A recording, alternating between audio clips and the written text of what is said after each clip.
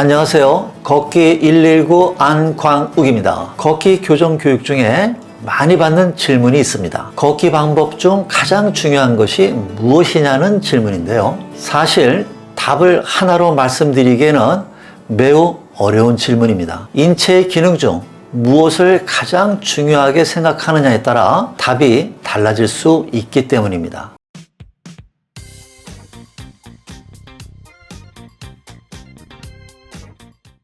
예를 들어 척추와 골반의 건강을 생각하면 걸음에서 보폭이 제일 중요하고요. 심폐기능 개선이 걷기 목적이라면 보행 속도가 다른 보행 요소보다 더 중요해집니다. 하지만 오늘 말씀드리려 하는 것은 여러분들이 어떤 목적으로 걷기를 하든 공통적으로 반드시 지켜야 하는 한 가지 원칙과 관련된 내용입니다. 그 원칙이란 바로 보행 시 발의 적절한 체중 배분입니다. 걸을 때 발 전체에 체중 배분이 적절하지 않으면 발가락과 발 아치, 발목 관절 변형 등 발 전반에 걸쳐 변형과 통증이 발생하게 되고요. 발목 변형은 연이어서 무릎과 고관절, 골반과 척추, 심지어 두개골까지 그 영향을 미치게 됩니다. 기초가 잘못된 건물의 모든 층에서 균열이 발생하는 것과 같은 이치입니다. 발에서의 부적절한 체중 배분으로 인한 문제는 전신 골격 변형으로만 끝나지 않습니다. 척추와 두개골이 중추신경, 말초신경, 그리고 자율신경을 온전히 보호하지 못하게 되기 때문입니다. 그러기에 발이 잘못되거나 발이 체중을 잘못 지주해도 본래 기능을 제대로 유지할 수 있는 신체 부위는 우리 몸 중에 없다고 보시면 됩니다. 그래서 우리 발에는 이러한 대참사를 막기 위한 근육들이 존재하는데요. 그중 하나가 바로 제3비골근입니다. 제3비골근은 발목의 전외측에 위치한 근육입니다. 비복근, 가자미근 등 크고 강한 근육들에 비해서 이 제3비골근은 매우 작은 근육으로 존재감이 거의 느껴지지 않는 근육입니다. 하지만 이 존재감 없는 근육이 걷기에서 차지하는 비중이 매우 큰 이유는 바로 발의 체중 배분에 결정적 기여를 하기 때문입니다. 제3비골근은 장단 비골근과 함께 발목 관절을 외반시키는 기능을 하는데요. 그 중에서도 제3비골근은 발목을 외반시킨 상태에서 발등을 수평으로 들어올리는 기능을 합니다. 이 기능이 너무나 중요한 이유가 바로 여기에 있는데요. 뒤꿈치가 지면에 착지할 때 발등이 위로 들어 올려지는 모양에 따라서 발에서의 체중 배분의 형태가 결정되기 때문입니다. 예를 들어 뒤꿈치의 착지 단계에서 제3비골근이 제 기능을 발휘하게 되면 발등이 수평에 가깝게 위로 들어 올려지고요. 뒤꿈치 또한 지면에 수평에 가깝게 착지하게 됩니다.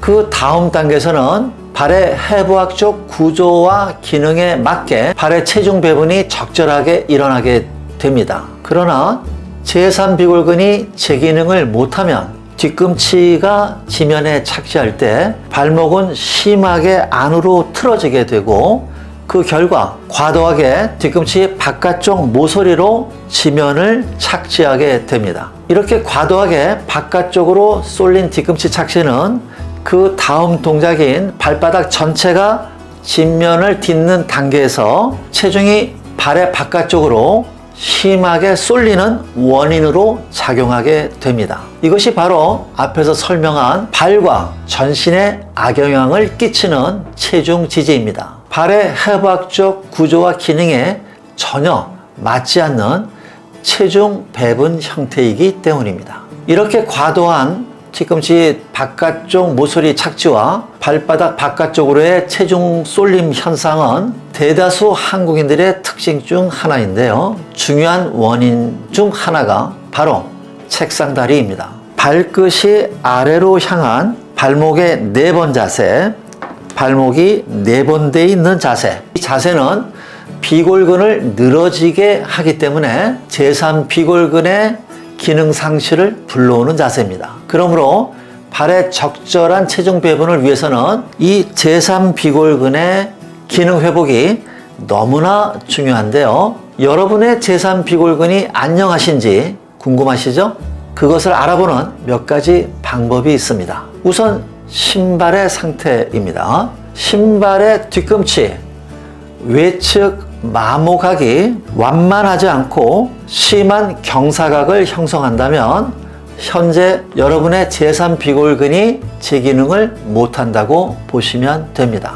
그 다음은 발에 나타나는 여러 가지 증상들을 확인하는 것인데요. 습관성 발목 접질림, 새끼발가락 주위 또는 두 번째, 세 번째 중족골 골두 주위에 굳은 살, 티눈이 없어지지 않거나 점점 커지는 경우입니다. 이런 증상들의 대부분이 제3비골근 기능 저하와 밀접한 관련이 있습니다. 다음은 직접적이고도 구체적인 근기능 검사는 근력 테스트인데요. 제3비골근의 근력 테스트 방법을 알려드리겠습니다. 우선 발가락을 아래로 구부린 다음, 아래로 구부리는 이유는요, 발가락을 위로 들어 올리는 발가락 신전근의 작용을 차단하기 위해서입니다. 발가락을 아래로 구부린 상태에서 발등을 위로 최대한 제칩니다. 이때 중요한 것은 발등과 발바닥이 모두 수평을 유지하는 것이 중요합니다. 안쪽만 들어 올리지 않고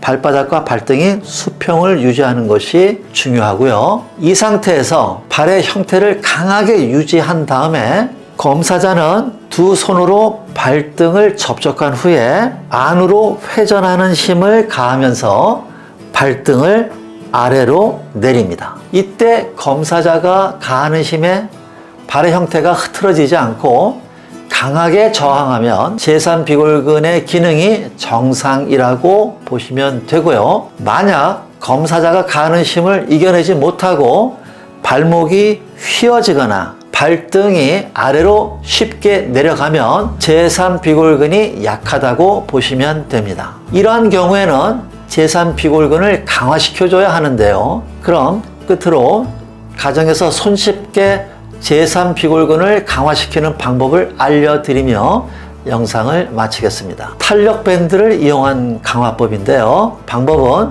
근력 테스트 방법과 같다고 보시면 됩니다. 검사자 대신 탄력 밴드의 탄성을 이용해서 근저항 운동을 하시는 겁니다. 매일 하신다면 3개월 내에 제3비골근 기능을 회복하실 수 있습니다. 먼저 탄력 밴드를 준비를 해 주시고요. 다음에 탄력 밴드를 발등에 걸어 줍니다.